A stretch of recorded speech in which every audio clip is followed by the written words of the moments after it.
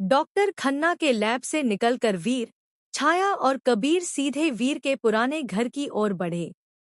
वह घर जहां 5 साल पहले उसके पिता की मौत हुई थी। जिस घर में वीर ने अपना बचपन बिताया था, लेकिन पिता की मौत के बाद से वह कभी वहां नहीं गया था। कार में सन्नाटा छाया हुआ था। वीर की आंखों में एक अजीब सी बेचैनी थी। पिता की यादें उसे डरा रही थी, लेकिन सच्चाई का पता लगाने का जुनून उस डर पर भारी पड़ रहा था। तुम ठीक हो? छाया ने कोमल स्वर में पूछा। वीर ने गहरी सांस ली।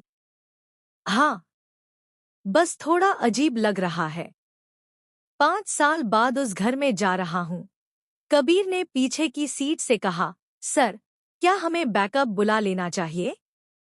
अगर वे हमें फॉलो कर रहे हैं तो। नहीं, वीर ने दृढ़ता से कहा, यह हम तीनों का राज है। अभी किसी और को पता नहीं चलना चाहिए। शहर के बाहरी इलाके में स्थित वीर का पुश्तैनी घर अब वीरान पड़ा था। बगीचे में झाड़ियां उगाई थी और मुख्य दरवाजे पर ताला जंग लगा हुआ था। वीर ने पुरानी चाबी से ताला खोला। दरवाजा खुलते ही धूल और सीलन की गंध ने उनका स्वागत किया। यह रहा पिताजी का स्टडी रूम, वीर ने दरवाजा खोलते हुए कहा। कमरे में हर चीज वैसी ही थी जैसी 5 साल पहले छोड़ी गई थी। डेस्क पर पिता के चश्मे पड़े थे, किताबें अलमारी में सजी हुई थी और दीवार पर परिवार की तस्वीर लगी हुई थी। छाया ने कमरे का निरीक्षण किया। डॉक्टर खन्ना ने जिस डायरी का जिक्र किया था, वह यहाँ कहीं होनी चाहिए। तीनों ने पूरे कमरे की तलाशी शुरू की। किताबें उतारी, दराजें खोली, फाइलों को पलटा, लेकिन डायरी का कहीं पता नहीं चल रहा था। शायद यहाँ नहीं है, कबीर ने निराश होते हुए कहा। वीर अपने पिता की डेस्क पर बैठ गया। उसने आंखें बंद की और पिता को याद किया। वह कैसे इसी डेस्क पर बैठकर केस फाइल्स पढ़ते थे।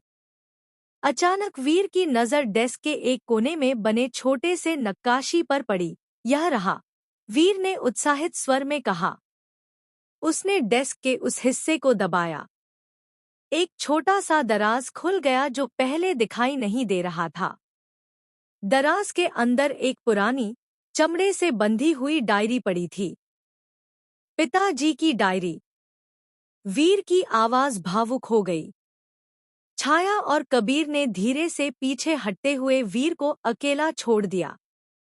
वह अपने पिता की यादों के साथ कुछ पल अकेले बिताना चाहता था। वीर ने डायरी का पहला पन्ना पलटा। पिता की सुंदर हैंडराइटिंग ने उसे भावुक कर दिया। आज वीर स्कूल में फर्स्ट आया है। उसकी खुशी देखकर लगता है सब कुछ सही है। लेकिन मैं जानता हूं कि तूफान आने वाला है। ब्लैक लोटस सक्रिय हो गया है। वीर ने आगे पन्ना पलटा। डायरी ब्लैक लोटस के रहस्यों से भरी पड़ी थी।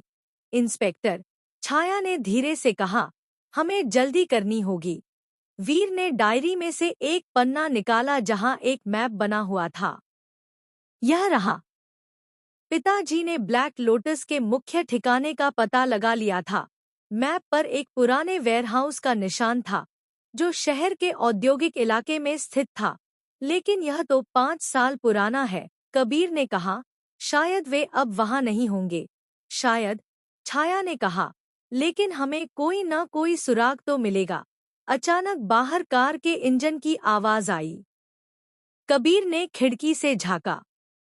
सर, बाहर 2 कारें हैं। कोई हमें फॉलो करके आया है। वीर ने तेजी से डायरी अपने कोट के अंदर छुपा ली। पीछे के दरवाजे से निकलते हैं। तीनों पीछे के दरवाजे की ओर भागे। लेकिन दरवाजा खोलते ही उनके सामने 3 मास्क पहने हुए आदमी खड़े थे, हाथों में पिस्तौलें लिए हुए। डायरी हमें दो, लीडर ने कहा। वीर ने छाया और कबीर को पीछे हटने का इशारा किया। तुम लोग हो कौन?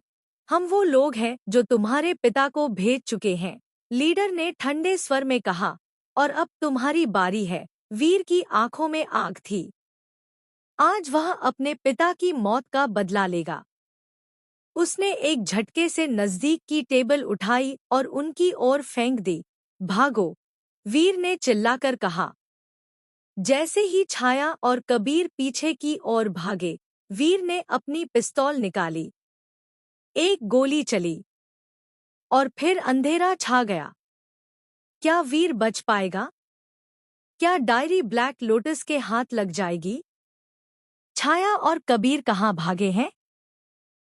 अगले एपिसोड में वीर को अपने पिता की डायरी मिलेगी, जिसमें ब्लैक लोटस के राज छुपे होंगे।